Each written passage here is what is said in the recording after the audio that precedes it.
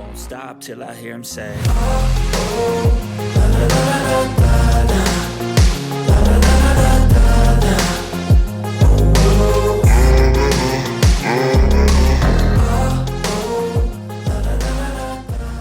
Okay, what is going on, CYPRX advanced YouTubers? Welcome back to the CYPRX YouTube page. As always, if you're interested in learning about cryptocurrencies, commodities, indices, foreign exchange, please go ahead and consider subscribing to the YouTube channel. In today's video breakdown, guys and gals, if you stick around to the end of this video, I will give you all instructions on how to participate in our $50 US dollar XLM giveaway, where we are going to be choosing one lucky YouTube subscriber to win 50 United States dollars worth of XLM. I had mentioned to you guys in past videos that every month that YouTube pays us more than $500 on YouTube to display this lovely content for you all, that we're going to be giving away a portion of it to our YouTube followers. Blessings to you guys. Thank you all for returning. I have an interesting video display for you guys. Sit back, relax, and enjoy this video breakdown. Very interesting things that I have here for you all to listen to today. At the end of this video, I will be giving you guys a screenshot of instructions on how to participate in the 50 United States dollar XLM giveaway. With that being said, please leave us a comment down in the description below if you like videos like this. Like this YouTube video, it helps boost the YouTube algorithm, and make sure that you are subscribed to the YouTube channel. We do appreciate it, and we are trying to grow a channel here. With that being said, sit back, relax, and enjoy this video breakdown. As always, I appreciate the love and the support. Be cognizant, be aware, and I'll see you guys in the next video breakdown.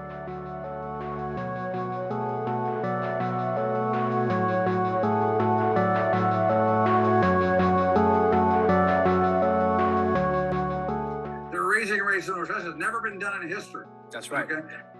So now, why are they raising? Because there's a political agenda behind all of this stuff that's going on, which is really to try to create the Great Reset. Because let's face it, the fiat currency system itself is fraudulent. So we've got a lot of issues, and we don't.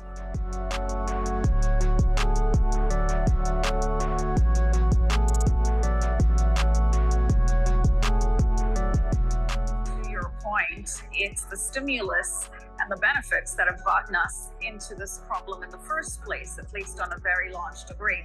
The modern monetary theorists have been whispering into the ears of power, and that's why we're at the state we're in. And I believe we're only at the beginning of something much worse and much more protracted and deep that we're only starting to see the first signs of. I worry about that tremendously. And It's good to see you, but you are the bearer of bad news, saying that the situation is about to get a lot worse.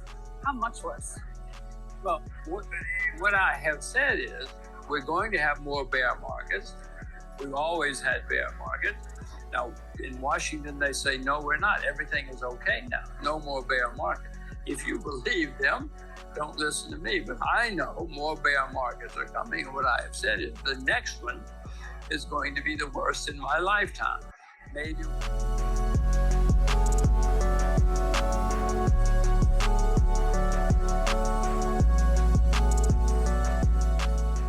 2008, we had a problem of too much debt.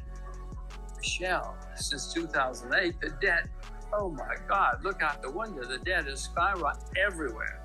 So the next bear market has to be horrible. So it's going to be worse because we have even more debt in the system. First of all, it's been 13 years since we've had big problems. And that's the longest in American history. Could go for 30 years. Who knows? Who knows? But it's already overdue on a historic basis. And it's very, very expensive. And it always goes down a lot when it goes down. We have very high valuations. We have staggering debt. We have a lot of new investors coming in. Michelle, it's not my first rodeo. I've seen this movie. I know how it works. They're all going to lose a lot of money. I hope I'm not one of them. Economists in the Keynesian tradition don't like the word austerity because they think you can just use fiscal policy or monetary policy to fix the problem. But what it does is kick the can, as you or to change the metaphor up again, is to give the heroin to the addict. All right, so we've been kicking the can down the road for so long, but you think we've now hit the end of the road potentially? I think we're at the very beginning of something akin to the Great Depression, and I think we need to face that fact because again, if we go into a recession, the political incentives are gimme, gimme, gimme, help me, help me, help me. Yeah. But that takes us deeper into a situation in which we have to inflate the currency, but and inflation is part of the problem of people's they can't afford gas or meals or rent. So we're at the beginning of the end. Why is cryptocurrency and particularly Bitcoin a potential solution here? I think it's based on the idea that, you've heard probably in the mainstream media, this idea that people have lost trust in the institutions. And it's true. I like to think of it as a way of switching systems.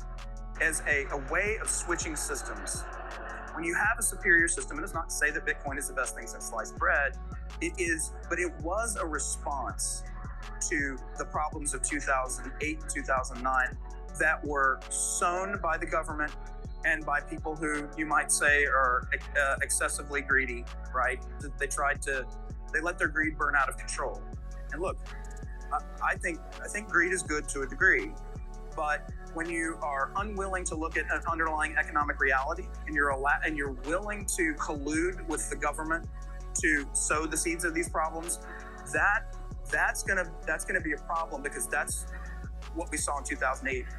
And in 2009, we saw the advent of the Bitcoin white paper. That was Satoshi Nakamoto published the Bitcoin white paper during that time.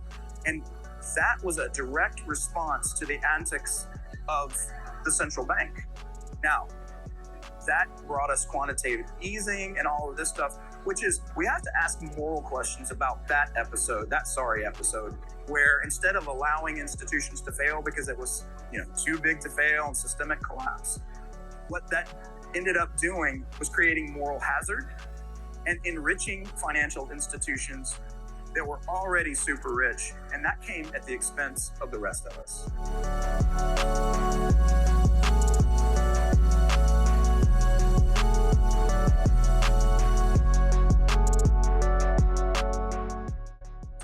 That were already super rich, and that came at the expense of the rest of us. Well, I think the cryptocurrency landscape writ large can save the day. It may not be just Bitcoin.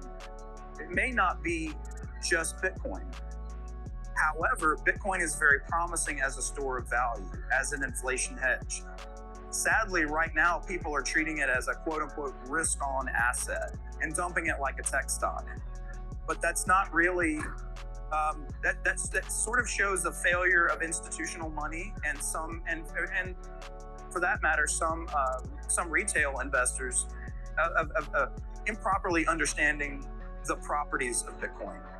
Bitcoin as an inflation hedge, all it needs to do is, it is liquid, but it depends on solidarity. If we stick together and hold Bitcoin, then it will maintain its price, won't be as volatile. That volatility, though, is a problem from a systemic standpoint. You have to acknowledge that.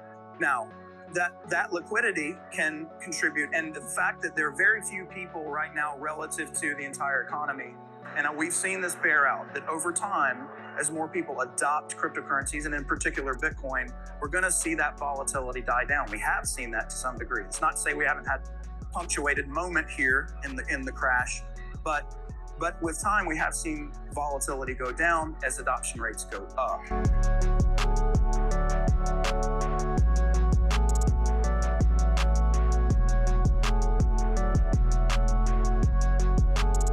think there's so much dialogue about, will blockchain and crypto sort of displace the current financial markets, blah, blah, blah.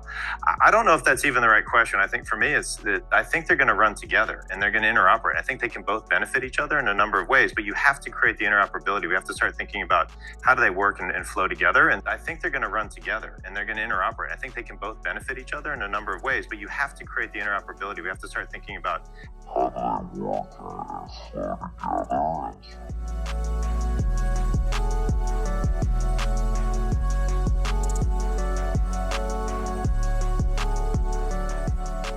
This is a really important example of how we're not trying to supplant the existing financial infrastructure, but truly enhance it, because it's just another thing that you can use. It's another rail that's out there that can be leveraged when appropriate, whether that be from a business or the consumer side.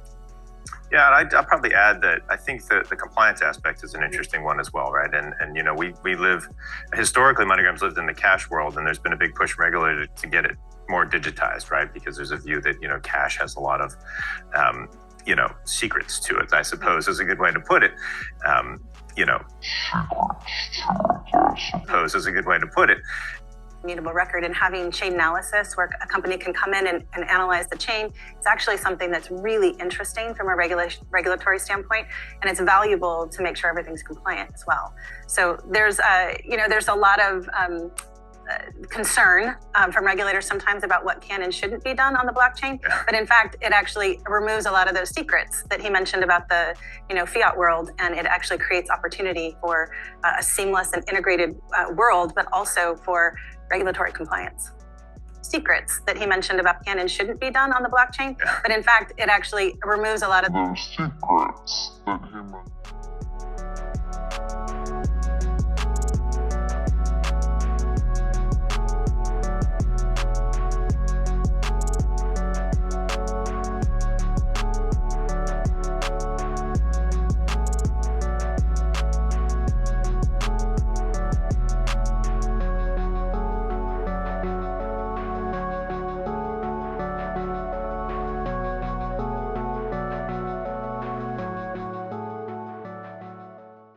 Stop till I hear him say, oh, oh, la, la, la, la, la.